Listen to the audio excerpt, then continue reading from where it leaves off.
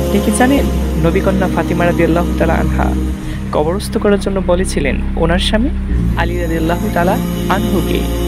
প্রিয়তমার কথা অনুযায়ী জ্ঞানের দরজা আখাদারি হযরত আলী রাদিয়াল্লাহু তাআলা আনহু তার কথা মেনে রাতের বেলায় দাফন করার মনস্থির করেছিলেন, আর গোপনতার ব্যাপারে দিনে অবগত করেন সমাজের কাছে।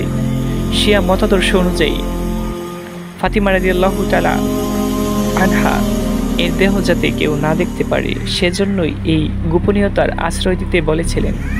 তার ইচ্ছে ছিল অতি নিকটস্থরাই যেন শুধু দাফন কার্যে অংশগ্রহণ করে এবং সাধারণতার ব্যাপারে পেশ হওয়ার কথা যেন লোকেরা না জানে। সারাংশ বলতে গেলে ফাতিমা রাদিয়াল্লাহু তাআলা আনহা এরকম সিদ্ধান্ত নেওয়ার কারণ হলো নিজের একান্ত স্বেচ্ছাচারিতা এবং মানব সমাজের দৃষ্টি হতে আড়াল থাকা। উল্লেখ্য, ফাতিমা রাদিয়াল্লাহু তাআলা আনহা এর দাফন গোপন রাখা কোনো সামাজিক প্রথা বা চাপ ছিল না। এটি মূলত আল্লাহর বয়ের বহিঃপ্রকাশের রেহালে নিজ ইচ্ছার সুমহান পরিচয়।